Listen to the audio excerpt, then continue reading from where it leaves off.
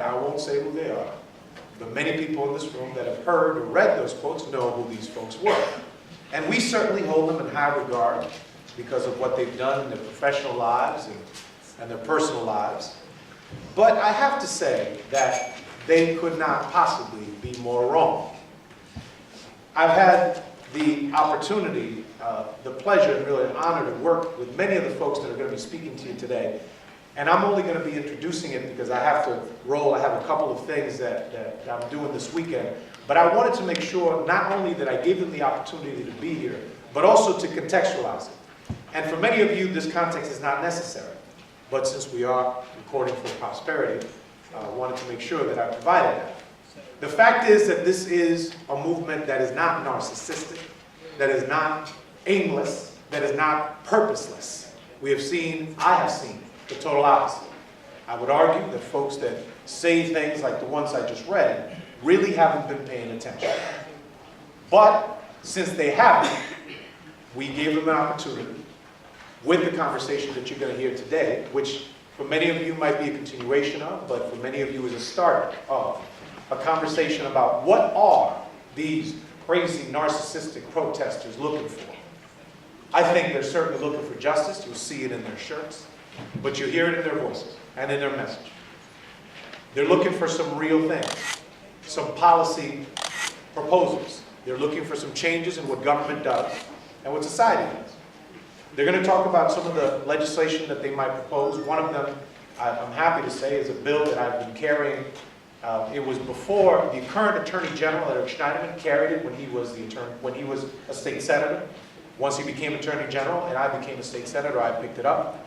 What it would do is it would give the authority to the Attorney General to investigate and prosecute cases of police misconduct, whether we're talking about a shooting or a beating, etc.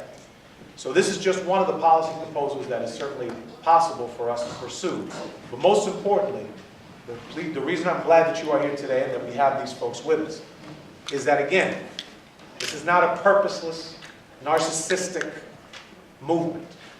There's a group of people, both young, old, and everything in between, who want to make sure that we can take the opportunity that we have right now to change the system for the better, whether it's policy-wise, at the state level, at the local level, and certainly at the national level. So to carry us away while I get my charger, and to take it for the rest of the road, I'll introduce you to a young lady who has been part of this movement since its inception. And I think that she looks like 18 or 19, so she's been with it for her entire life. And I'm very glad to call her a friend and ally and colleague, Miss Tamika Mallory.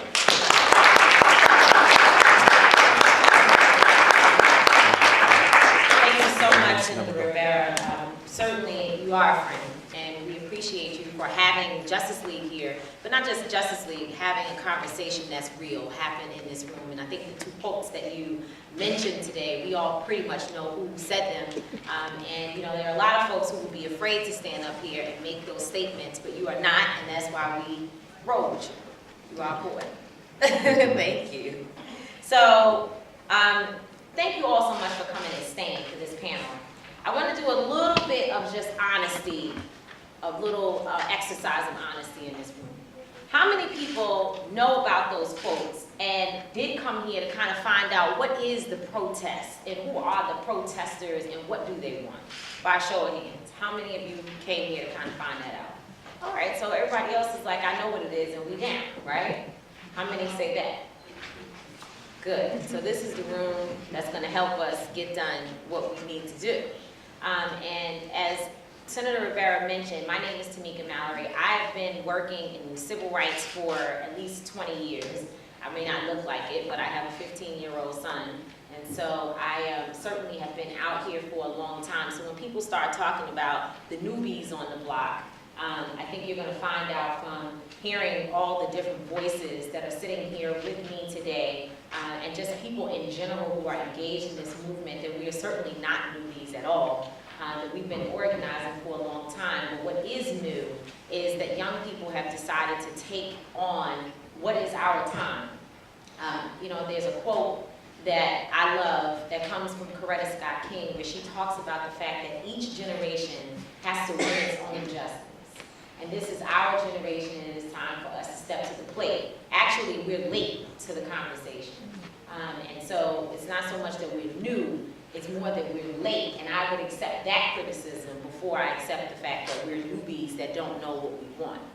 Many of us have been at the table, but we've been silent at the table and helping other people and lifting their voices. And it is now, in fact, our time to lift our voices and carry the baton and get the next leg of our work done. So again, I thank you all so much for being here. Let me introduce the panelists who are with us today.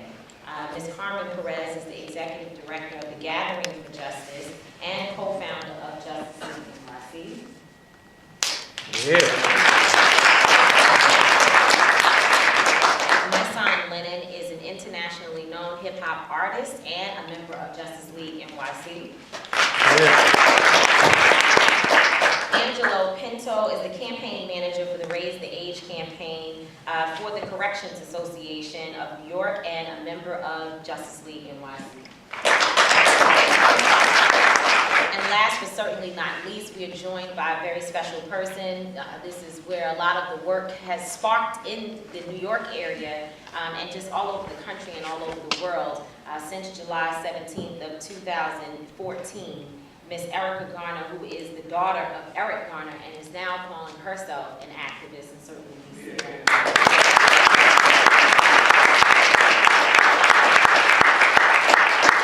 So I want to jump right in because the best moderator is one who talks less and allows the panelists to speak. And so there's a whole lot of stuff I wrote down to say, but I think we will uncover these details as we go on. I want to tell you, first of all, what the Justice League is. So folks will know what this organization is that we intend for you to support and become a part of and join after you leave this room. We are a task force of juvenile and criminal justice advocates, artists and experts, and formerly incarcerated individuals brought together under the banner of the Gathering for Justice, a social justice organization founded by Harry Belafonte in 2005. Justice League NYC is coordinating efforts in and around New York in response to the non-indictment of Officer Daniel Pantaleo and the death of our Eric Garner. We are focusing our efforts and communities in two areas: direct and peaceful action and the immediate implementation of a list of demands for redress and accountability. This initiative will continue to work together in pursuit of viable and implementable juvenile justice reform measures. That's what Justice League is. That's the work that we've been doing. And we didn't come together on December 3rd. We came together a year and a half ago where we were able to produce a conference called Growing Up Lockdown to look at criminal justice reform as it relates to juveniles. And so this is work that we've been doing, but certainly our activism spirit brought us together once we heard that Officer Daniel Pantaleo was not in fact going to be indicted. And since then, we've been working together every single day, 7 days a week, 24 hours a day for some people, because we truly do work on a cycle of 24 hours to really bring about change. And Gustavo, speaking of his bill, Senator Rivera speaking of his bill, is something that was on the list of our demands, that we wanted to see an independent... Horrific history of abuse, some compared to adequate. And the Correctional Association just released a report on it. So the reason I do this work is because I've been directly, my family has been directly impacted by mass incarceration. Good morning, everyone. Is it still morning? Yes. Oh, is it afternoon? We don't know what time it is. We got to know that 7 a.m. this morning. But good afternoon, everyone. It's such an honor to be here. The work that I do is really involves cultivating the leadership of young people and preparing them to become leaders in their own communities. And so, in the Gathering for Justice, our mission is to build a national movement to end child incarceration. And so we do that through trainings. We were instrumental in training some of the dream defenders out of Florida, introducing them, using nonviolence as a foundation to civic engagement and political action. And so we do that across the country, as well as here in New York City. We provide direct services to youth that are incarcerated inside the detention centers. And so we use music film, art, and culture as a tool for transformation. And so a lot of our work is not only working with youth that are directly impacted by this issue, but also creating a movement, using the wisdom of our elders like Harry Belafonte, who is our mentor and the person who guides a lot of our work, as well as the energy of the young people. We'll get into all that other stuff, but the reason why I do this work is because it's personal. I grew up in Southern California in a community that was impacted by violence and gangs, and I come from generations of gang membership within my family. And so if you grow up in that, ultimately you become that. And so fortunately for me, there was a man who came into my community and introduced basketball. And so at the age of 5, me and my little neighbors were able to play basketball, and I played ball from the age of 5 all the way to college. And that actually became my primary sport, my primary outlet, and I've also danced hip hop. And so for me growing up, my culture was hip hop and basketball. And if it wasn't for that one person who believed in me, who was an adult, who cared enough, I would have then become what a lot of young women became in my community. And so the reason I do this work is not only because I'm directly impacted, very similar to Angelo, by this issue. I had an older brother in and out of the system, and I had a sister right on my 17th birthday. And so I've always known that I was made to do this work. I think my awakening came when I was 17, and I dedicated my life to that. A leader, guided properly, would be a senator, would be the president.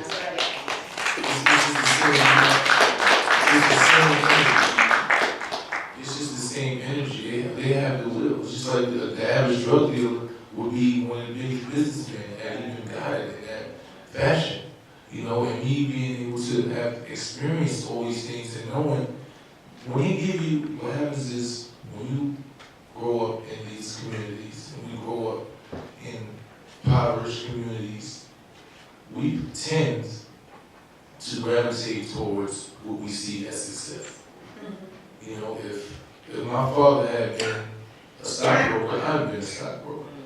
If the most successful person in my community was a construction worker or had his business, that's what I would have became. But that wasn't our reality. Our reality is that we saw a drug dealer on the corner with the biggest vans, and he had all the girls. So we wanted to be that. And we followed in what our communities gave us. So what I do is I find these young people who have this energy and have this knowledge and have this want to be successful, and I let them know that there are other avenues, that there are other ways and other things that you can utilize this energy and this intent and, you know, this immense intensity that you have to be successful. This is what we grow up. They tell us all we can do is play basketball, right? So when they told me that, I climaxed at those things.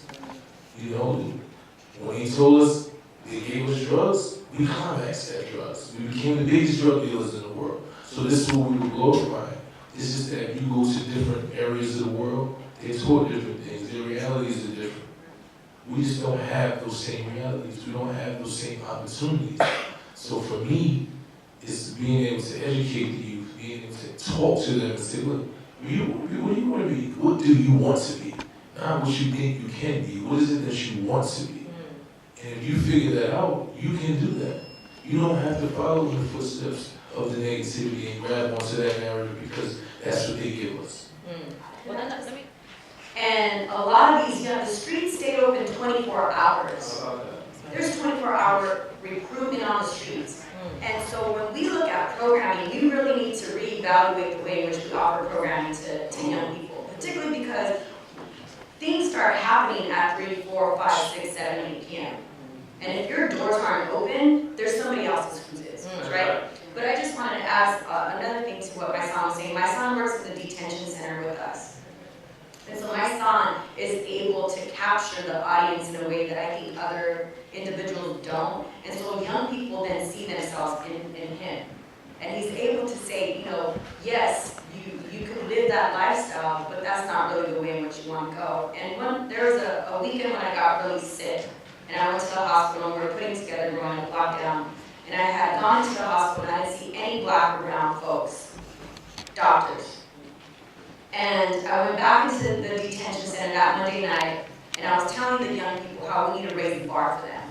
And from that moment on, we started calling the youth doctors. So it was like Dr. Thompson, Dr. Lopez. And that really shifted something within them. It kind of was like, whoa, like what, I can be a doctor? Because they're constantly being told, if you look at why young people are locked up, it's because they pissed off an adult. Whether it's a police officer, a teacher, a parent, whoever it may be, that's the reason why they're in there. And oftentimes, those that are working directly with these young people have a lot of things that they're channeling onto these young folks. And so it's the way in which we like offer a different way for people. So they can't really identify what it is that I do.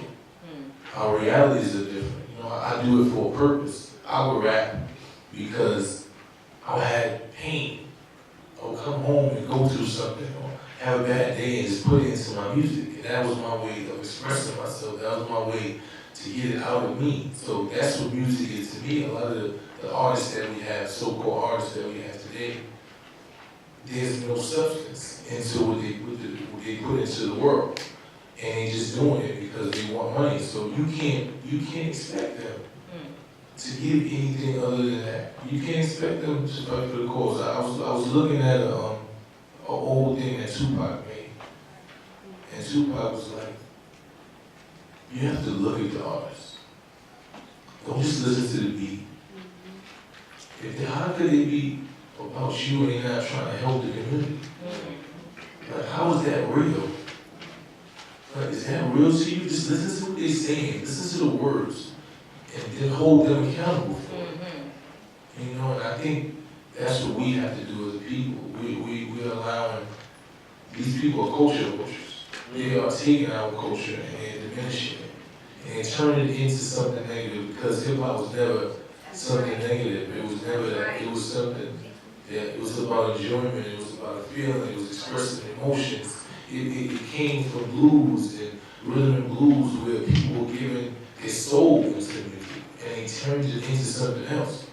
And you know, my thing is to bring it back to that, bring it back to the essence of that, so where there's a message in the music. You know, we all go through things. Like I said, I was a product of my environment. I did things that I'm not proud of, but I didn't know any better. So sometimes, in order to reach the youth, you have to identify. You have to come to them as they are.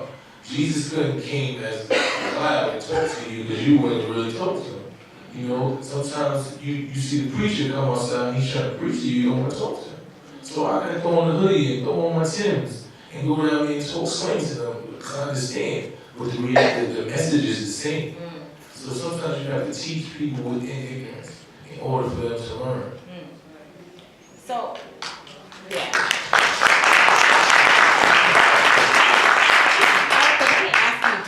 Do you believe in the younger generation being the ones to help solve the problem that your family has seen or your family has experienced?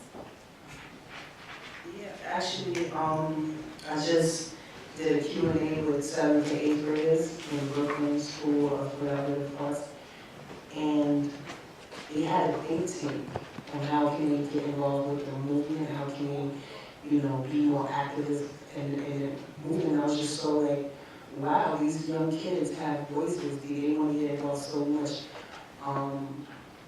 They like, you know, they want to do visuals, like they want to send letters to the president and state senators. They want to do visuals like I did in Staten Island. Like they see me on the TV doing my dining and they got inspired by that. And just know that like kids around my little brothers and sisters' age, you know, so you know, eager, I guess, eager and willing to learn and wants to be, like, have passion, the same passion as, you know, other, I guess, activists, the oldest activists or whatever. But the young people's voices is more powerful because they are in this generation. Yeah, like they want, like kids wants to be heard. I'm 24 years old. I never thought that I would be like this. I wasn't always, you know, upfront and talking and meeting new people, but, you know, what happened to my father, it really brought that out of me, brought out the leadership, and, you know, it really have made me grow.